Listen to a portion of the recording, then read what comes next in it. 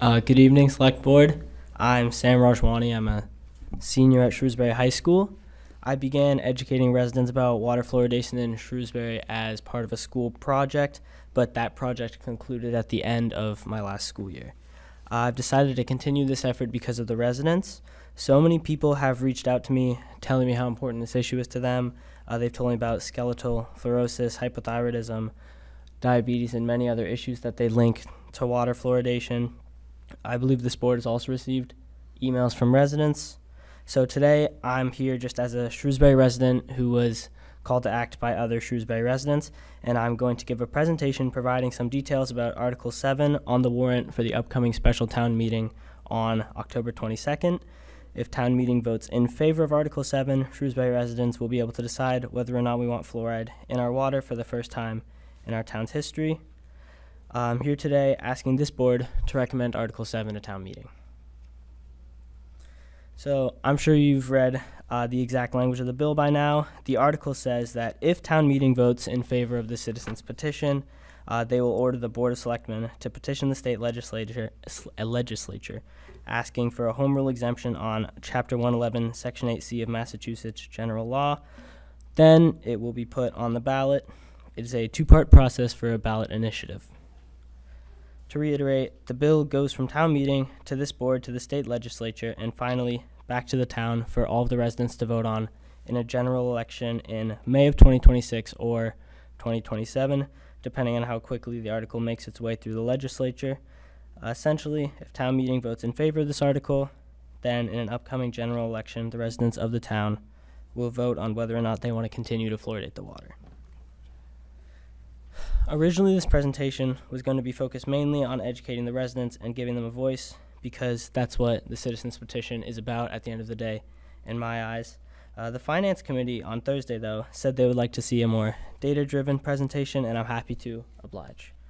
I'd like to start today by shedding some light on how the practice of water fluoridation began. The studies that launched water fluoridation were done in the 1930s by a chemist named Gerald Cox and were funded by the sugar industry via a program called the Sugar Fellowship. Cox's studies found that fluoride reduced dental caries by about 20% on average. Also in these studies, he found that halibut liver oil, which is a strong source of vitamin D, along with phosphorus and calcium, reduced dental caries by 45%. His papers citing the positive results of fluoride are now widely agreed to be filled with caveats, weakly supported assumptions, and contradictory results, yet they launched the practice of water fluoridation. And since then, many sugar industry-funded scientists with undisclosed conflicts of interest have exaggerated fluoride's effectiveness as a solution to tooth decay and downplayed its harmful side effects. I've highlighted this as well as some other key points on my slide, and the reason that I'm mentioning it is because many of the dentists and public health officials who promote fluoridation don't truly understand why many studies that support fluoride cannot truly be taken at face value. If you have any questions about this, I'd strongly encourage you to read an article entitled The Sugar Industry's Effort to Manipulate Research on Fluoride Effectiveness and Toxicity, a 90-Year History, which was published in the Environmental Health Journal last month and has over 350 source citations. It's where I found the information I just shared with you and much more information that I don't have the time to share. The paper is listed at the end of my presentation as the first citation on the second works cited page. I believe my presentation will be available on the Select Board's website attached to the minutes of this meeting. Now, all of us know the benefits of fluoride that have been championed for decades. To many Shrewsbury residents, fluoridated water is the status quo. Fluoride can prevent and even reverse early stages of tooth decay, and notably, it's proven to be more helpful when it is applied topically via things like the brushing of teeth or application of dental varnishes. Than when it's being applied systemically, which is via the drinking of fluoridated water or taking of fluoridated supplements or fluoride supplements, for instance. Systemically applied fluoride notably only helps teeth that are developing or erupting, and children and infants can get it through things like foods and formula. Even for those with developing teeth, topical fluoride application offers the most significant and immediate benefits. Relatively recently, many of the risks associated with fluoride have come to light, and I did talk about this during my last presentation on May 27th of this year, but for a quick refresher, Dental and skeletal fluorosis are the most well-known problems associated with systemic fluoride intake and thus water fluoridation. Dental fluorosis is a very common condition, primarily seen in children, that ranges from mild to severe. It's permanent, and the damage done to enamel can't be reversed. It is mostly cosmetic, although some studies have been done that link dental fluorosis in children to skeletal fluorosis in elderly people in the same communities. Skeletal fluorosis has 3 stages. Stages 1 and 2 are the most common, and they're marked by symptoms like pain, arthritis-like symptoms, and potentially bone spurs. In 2024, the United States Toxicology Program, which is the federal body regarded as toxicity experts, performed a systematic review of all available literature that considered whether or not fluoride posed cognitive harm. They reviewed 72 studies and found that fluoride, at least at levels of 1.5 milligrams per liter, is associated with reduced IQ in children. Scientists have also observed a statistically significant association between fluoride and adverse effects in children at levels lower than 1.5 milligrams per liter. The United States National Toxicology Program has also very recently conducted a pooled benchmark dose analysis to more precisely define the hazard level of fluoride. This analysis was found to have a very strong statistical methodology, something many studies, both for and against water fluoridation, lack. It specifically found that a 1-point drop in IQ is to be expected for each 0.28 milligram per liter of fluoride in a pregnant woman's urine. Notably, maternal urinary levels range from 0.8 milligrams per liter at the median all the way up to 1.89 milligrams per liter, depending on degrees of exposure. Fluoride has also been shown to inhibit insulin, resulting in hyperglycemia, increase insulin resistance, which potentially can contribute to glucose intolerance, increase blood glucose levels, and impair glucose tolerance.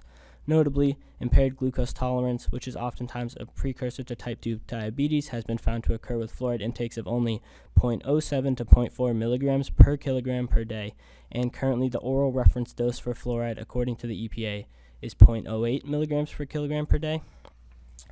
Fluoride has also been proven to inhibit the thyroid's ability to absorb iodine, thus interfering with the thyroid gland's ability to produce hormones, and high fluoride exposure has been linked to an increased risk of hypothyroidism. A good example of where we see fluoride's risk is in the 2024 ruling from the federal court case Food and Water Watch versus the EPA. After being shown evidence which was interpreted by experts from both sides, the judge, Edward Chen, ruled that fluoride at a level of 0.7 milligrams per liter, or 0.7 parts per million, posed an unreasonable risk to children's IQs. 0.7 milligrams per liter is what we currently have in our water. Where there is that kind of risk, there should also be some sort of choice. Judge Chen argued that an appropriate margin of safety was not applied to fluoride that accounted for vulnerable populations, nor was one applied that accounted for the fact that fluoride was found to cause harm at 4 milligrams per liter. Applying just a 10-fold safety margin that accounts for vulnerable populations, the safe level of fluoride in our water would be only 0.4 milligrams per liter, which is of course less than the 0.7 milligrams per liter we currently have.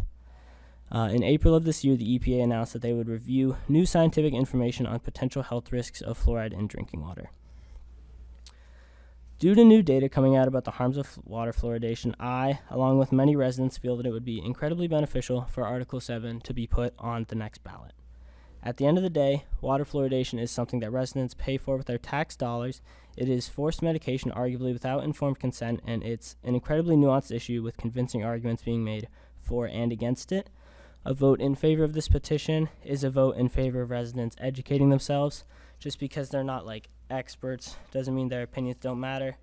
They're more than able to weigh what experts on both sides say and make their own decisions. And as the people drinking the water, they feel the weight of the decision the most. Their opinions matter most of all, especially at a time when, in some cases, the American public can feel like so much is out of their control, when they feel like they maybe can't rely on officials to make decisions in their best interests. A vote in favor of this petition would show the residents that we trust them and their ability to come to informed conclusions. Is there any reason that this board would not support the article at town meeting? That's all. Thank you, Mr. Rajwani. The board will take up this topic under the next agenda item, but board members, are there any questions that you have for Mr. Rajwani while we have him? I have maybe 2 questions. I remember the one, I think it's important to note, during the Finance Committee, I think it was mentioned by Water Department that there is natural fluoride in Shrewsbury water. Can you maybe explain the difference between that and the additive fluoride? Yes, of course. So natural fluoride, they're actually two different chemicals. Natural fluoride is calcium fluoride, and it occurs naturally in the water at about, I want to say, 0.1 milligrams per liter, somewhere around there. I don't remember the exact number. It's less soluble in water, and it also bioaccumulates less in people. So generally it's not considered to have many of the same effects as what we have in our water, which is sodium fluoride, which is a byproduct of I think it's fertilizer industry and also the aluminum producing industries. But so it's very different. Sodium fluoride bioaccumulates much more in people. It accumulates about 50% of it accumulates in adults and about 80% accumulates in children. And it just is very soluble in water. And I'm trying to think. Generally, most of the risks associated with systemic fluoride consumption are linked to sodium fluoride, what we have, not calcium fluoride, which is what naturally occurs at lower levels in the water. Okay. And one last follow-up. And then other question is, can you comment at all about the cost aspect? For instance, if I'm an individual who, let's say we remove fluoride. If I'm an individual who would want fluoride, what would be the cost at that point for me to get it? And then on the other side of that argument, if we kept it in, what would be the cost of an individual to remove it on my own? Is there a difference there? Of course, yeah, that's a good question. That's definitely something a lot of people worry about, and for good reason. But as far as I've found, it's not too difficult to get fluoride through other sources. So I know some food stamps programs offer fluoridated water that you can buy. I think it's called the SNAP program. And then on top of that, I think Mass Health insurance companies or insurance for lower income families offer free dental cleanings. Quinsigamon Community College offers very relatively cheap cleanings for children and adults. And then there's also some program through Shrewsbury Public Schools, and I'm blanking on the name, but they offer oral health education. I remember I'm thinking way back to elementary school at Spring Street, but I remember oral health education. I remember coming home with a toothbrush and toothpaste one day. And generally all these options are pretty cheap. I think there's one more. There's a couple of dental health clinics in Worcester, and their costs scales depending on how much income you have. So I think I would need to do more research on that, but I think that it's for lower income individuals. There are definitely other ways to get adequate dental care and fluoridated water. And of course you also can get fluoride supplements and things like that, which is also systemic fluoride. On the other side of that, from what I can tell, it's a little more expensive to get fluoride taken out. The only way you can get it out through a filter is reverse osmosis, which is pretty costly. I think it goes, for a whole house, it can be as expensive as $50,000, and for specific pumps, it's in the thousands. And then if you want fluoridated, just fluoridated or unfluoridated water, bottled water, it depends, of course, on how much water you drink, but that can be up to about $300 a month is a figure I've seen on that. Okay, thank you. No problem. Madam Chair. Yes. Just one question, but first want to congratulate you on the award you received last week at the school committee. Thank you. I think it's always great when young people are recognized for the good work they do. I did have a question because in your verbal presentation you mentioned a future election ballot, but in the article, in the petition, it mentions the local election, the next annual election. So it sounds like there would be some flexibility there with when the question could be asked. Am I correct in that? Yes, for sure. I think I remember Mr. Mizikar spoke about this at the last town meeting.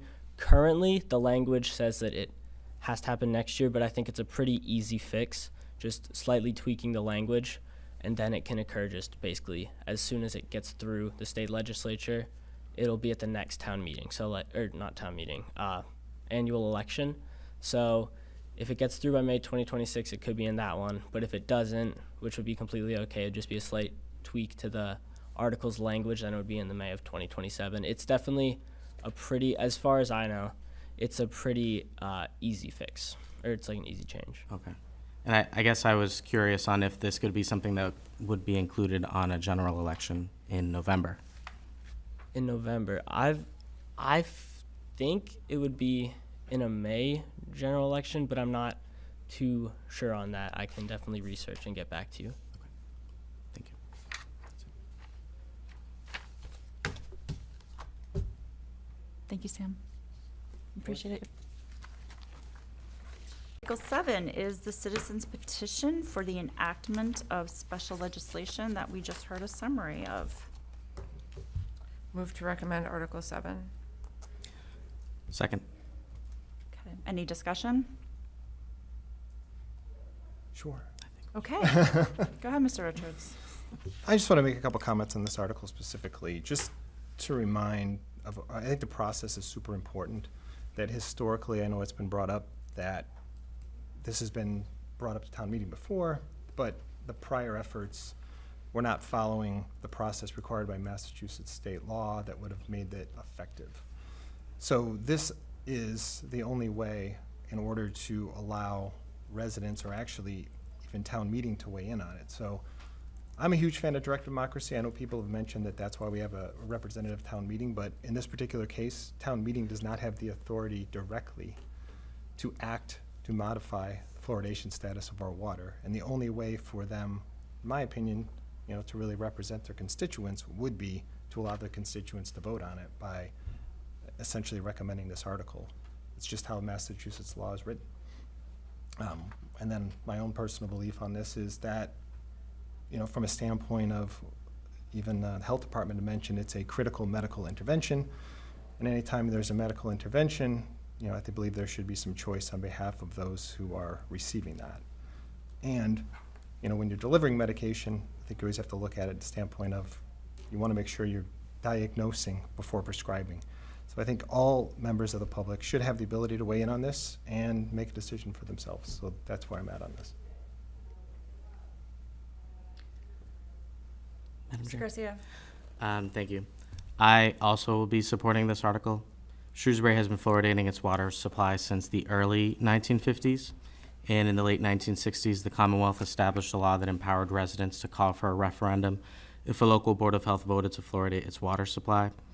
Because of the way that Shrewsbury began fluoridating its water, and because it occurred before the state law was in place, Shrewsbury's residents have never had an opportunity to vote on the matter. I want to underscore that I have full faith in our Board of Health and our health department. As someone who was diagnosed with type 1 diabetes at the age of 3, health professionals have always been a constant in my life, and I have full confidence in the recommendations that health professionals make on a daily basis. As a town meeting member, I have historically been opposed to the removal of fluoride from the water supply. My support of this article is not to question their expertise, but instead on process. Since Shrewsbury never had a triggering mechanism after the state law was enacted, I believe that a townwide vote on the matter will inform us on whether or not this is a practice the community would like to see the town continue to do.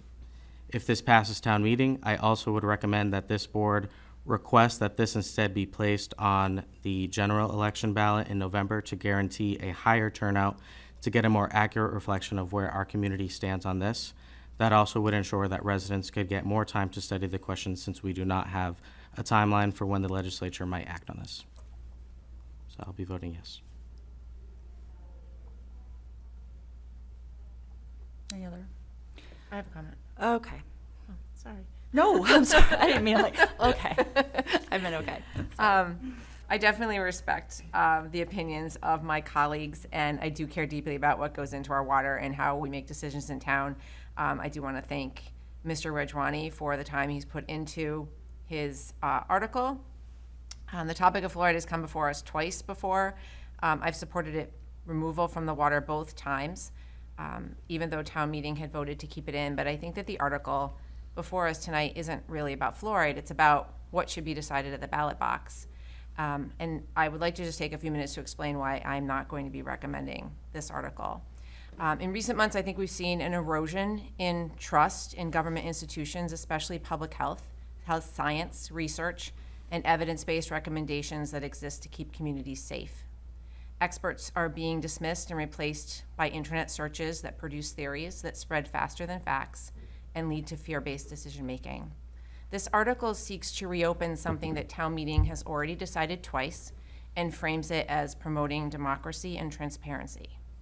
And letting the people decide every issue through a popular vote is not the foundation of our democracy, and this article doesn't necessarily strengthen our democracy.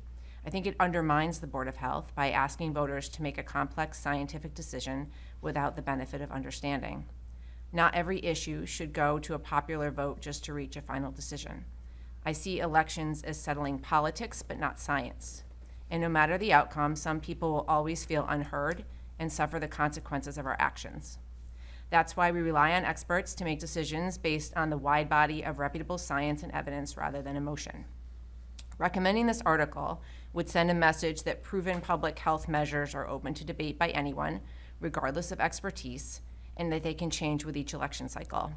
I do not favor a system where we sideline experts and bring everything to a popular vote in the name of democracy.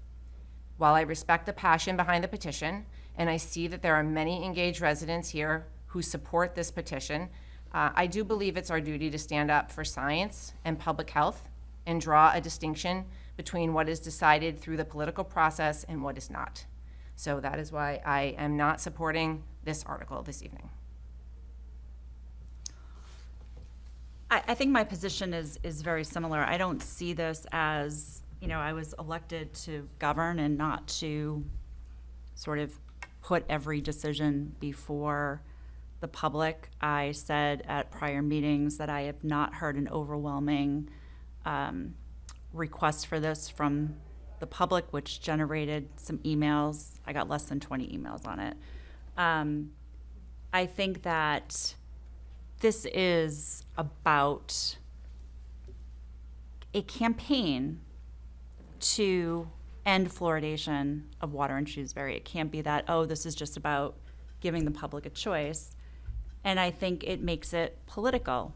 And I think that town meeting members should pay close attention to the document that was provided in the town meeting packet. Because I think that, we're going down this road of the CDC and the Board of Health and the town and the state, and everybody is intentionally harming residents. And while there seems to be this, it's balanced and let people do their own research, this is going to be a heavy campaign with a lot of what I feel is, I don't know that people are going to know where to get accurate information. So it's, I do think it's important that we allow public health policy to be set by the Board of Health. And so I think that it will be a great conversation at town meeting, but I just think that people really need to look at what this is, which is generating a campaign, and people will have to be very careful about where they get their information, and that can be difficult because I think we're seeing there's a lot of conflicting information. And so I am also not recommending this article for that reason. If I make a couple comments. Sure. So obviously in Shrewsbury, the town manager appoints the Board of Health, and we have a lot of responsibility, staff, 330 staff across all departments, and we make a lot of decisions, professional staff charged with serving the residents of Shrewsbury, and we take a lot of pride in that. And I also want to recognize the work that has gone into Article 7 and the interest that residents have in this matter and my comments are not about fluoride, but they're about process. And I think this discussion raises the broader question, do we continue to rely upon the representative processes that have served us well, where boards, committees, and professional staff work transparently and weigh evidence, deliberate with the community, and make decisions on their behalf, or do we move in a direction of referenda on individual issues? In this process alone, questions have been raised about whether staff and boards can and should provide their opinion because a referendum may happen. In my view, they must provide their opinion. More importantly, state law and state policy fully support that role because of the responsibility these boards carry on behalf of the community. And I know at first glance, as many have said, a referendum could seem like a democratic approach, yet in practice it often oversimplifies challenging questions that require careful study, context, and balance. Democratic processes go well beyond voting. They include institutions, safeguards, professional expertise, and ensure decisions serve the common good, not just the moment or the majority.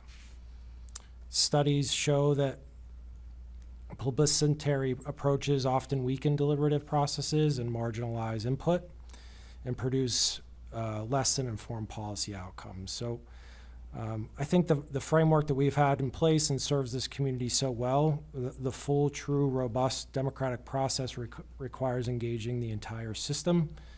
And I know it depends on confidence in that system, and I'm here to serve and do whatever we can to ensure that that trust is as full and robust as possible. The Board of Health also has the authority to make this decision, and full and proper engagement with them could have brought a different discussion with much more input from many more folks. Thank you.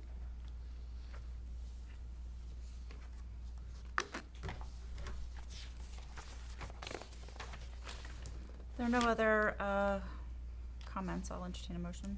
It was already moved and seconded. Oh, I'm sorry. All in favor, say aye. Aye. Opposed? No. Okay, no. So I look at this as recommended, 2 to 3, right? It's not recommended. Not recommended. Thank you, 3 to 2.